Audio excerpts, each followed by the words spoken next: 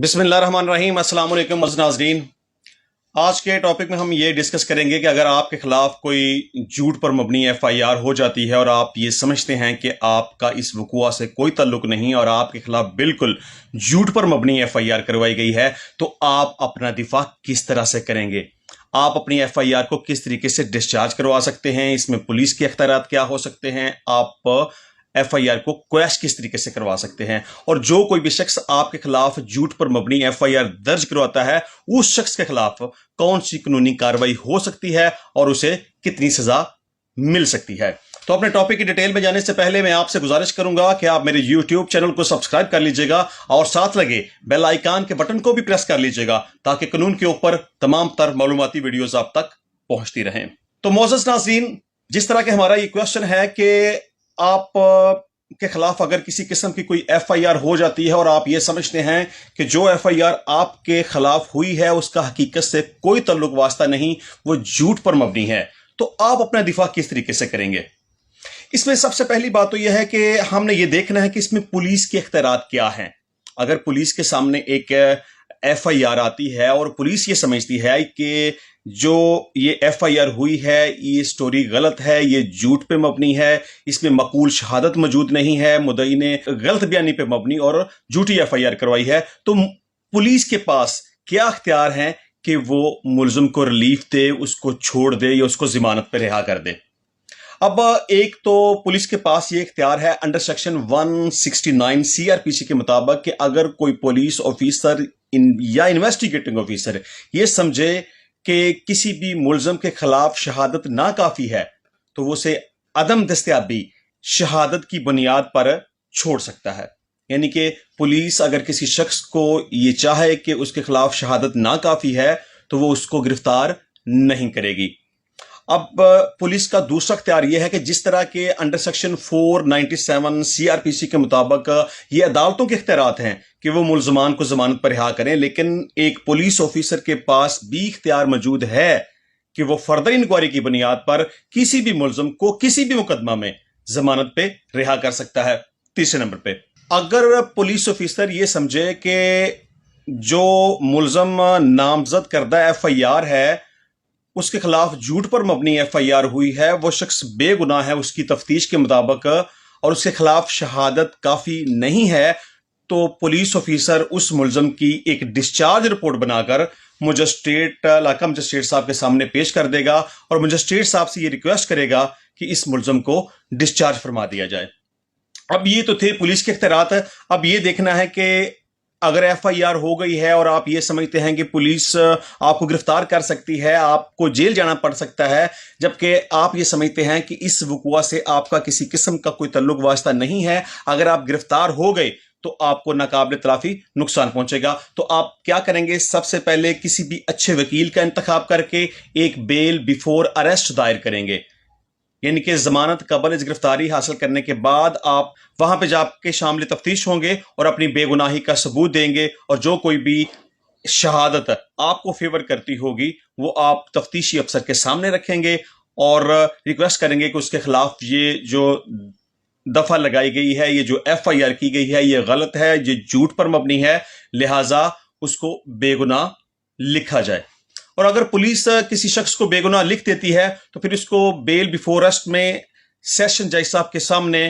Bell के अंदर arguments करने की जरूरत नहीं है, वो सिर्फ पुलिस की बेगुनाही की बुनियाद पर, चूंकि पुलिस उसको गिरफ्तार नहीं करना चाहती, वो अपनी बेल विड्रॉ कर सकता है। अब आप के खिलाफ जब कोई एफआईआर होती है और आप समझते हैं कि मैं इस मुकदमा में बेगुनाह हूं और मैं इसको ज्यादा देर तक नहीं चलाना चाहता और मैं चाहता हूं कि इसको डिस्चार्ज हो जाना चाहिए, तो आप क्वैशमेंट पिटीशन हाई कोर्ट के अंदर फाइल कर सकते हैं। किसी भी वकील साहब को एंगेज करें और एक क्वैशमेंट पिटीशन हाई कोर्ट के अंदर फाइल कर दें। इसके लिए जरूरी है कि आप सबसे पहले एक बेल बिफोर अरेस्ट अपनी करवा लें और बाद अज़ां हाई कोर्ट में पिटीशन फाइल करें। तो अगर आप अदालत के अंदर ये साबित कर दें कि आपके खिलाफ जो एफआईआर दर्ज की गई है वो गलत है और झूठ पर मबनी है,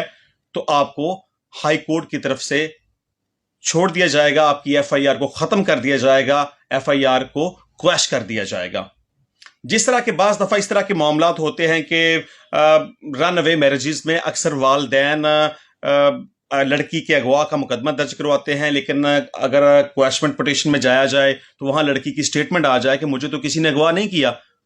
تو اس طرح سے FIR کویش کر دی جاتی ہے. یعنی کہ کسی بھی FIR میں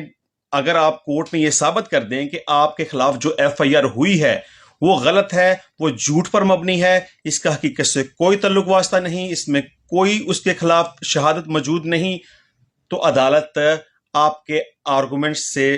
اگر متاثر ہو جائے اور آپ اگر اپنے کیس کو ثابت کر پائیں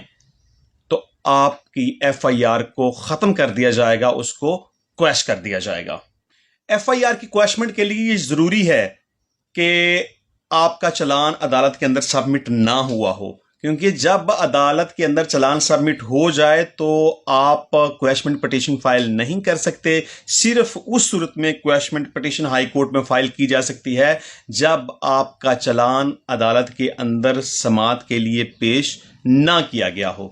لیکن اگر چلان عدالت کے اندر سماعت کے لیے پیش کر دیا گیا ہو تو تب بھی آپ کے پاس ایک ریمیڈی ہے. فرض کر لیں کہ اگر تو چلان مجسٹریٹ صاحب کے سامنے پیش کیا گیا ہے، مجسٹریٹ صاحب کی سماعت کا وہ کیس بنتا ہے اور آپ یہ سمجھتے ہیں کہ آپ کو اس کیس میں سزا نہیں ہو سکتی، اس میں آپ کے خلاف چارج نہیں بنتا، تو آپ انڈر سیکشن 249A مجسٹریٹ صاحب کو at any stage during the proceeding of that case magistrate صاحب کو ایک اپلیکیشن دے کر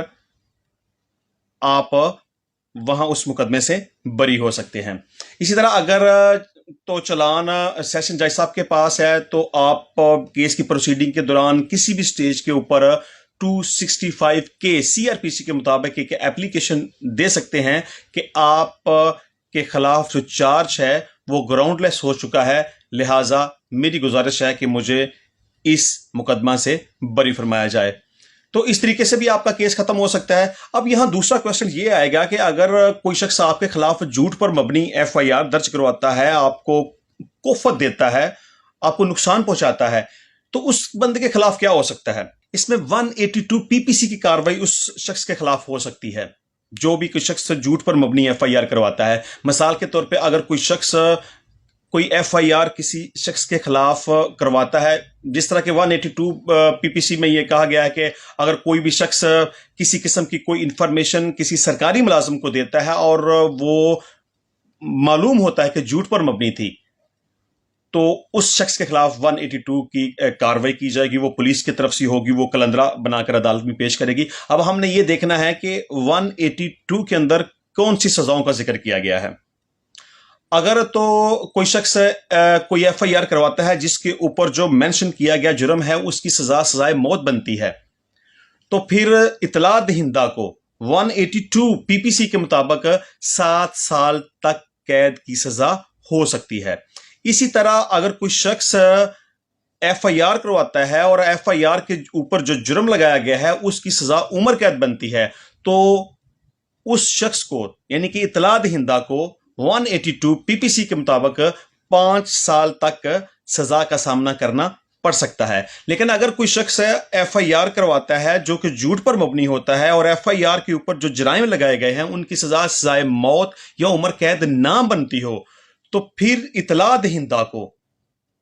182 PPC کے مطابق اس سزا کا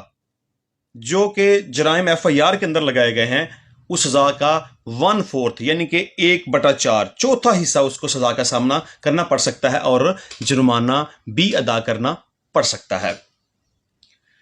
اس کے علاوہ بھی فردر ریمیڈی ہے مدعی کے پاس. اگر وہ سمجھے کہ اس کی نیک نامی کو متاثر کیا گیا ہے، اس کے خلاف جھوٹ پر مبنی FIR کروا کے اس کو پریشان کیا گیا ہے، اس کو ہراساں کیا گیا ہے، اس کی عزت اور شہرت کو نقصان پہنچایا گیا ہے، تو وہ شخص عدالت میں ڈیمیجز بھی کلیم کر سکتا ہے، اس شخص کے خلاف ہرجانے کا دعویٰ دائر کر سکتا ہے. تو اس طرح مدعی کے پاس یہ رائٹ ہے کہ وہ کیس کر سکتا ہے. 182 PPC کے مطابق کارروائی ہو سکتی ہے. تو میں امید کرتا ہوں کہ آج ایک مختصر سے ٹائم میں نے آپ کو کافی کچھ بتانے اور سمجھانے کی کوشش کی ہے، لیکن پھر بھی اس حوالے سے کوئی کسی قسم کا کوئی کویشچن آپ کے ذہن میں ہو، آپ مجھ سے پوچھنا چاہیں تو آپ مجھ سے رابطہ کر سکتے ہیں. میرا موبائل نمبر آپ کی سکرین کے اوپر ہے. تو مجھے اجازت دیجیے، انشاءاللہ ملیں گے نیکسٹ ٹائم نئی ویڈیو میں نئے ٹاپک کے ساتھ اور نئے قانون کے ساتھ. تب تک کے لیے اپنا بہت سارا خیال رکھیے گا. اللہ حافظ.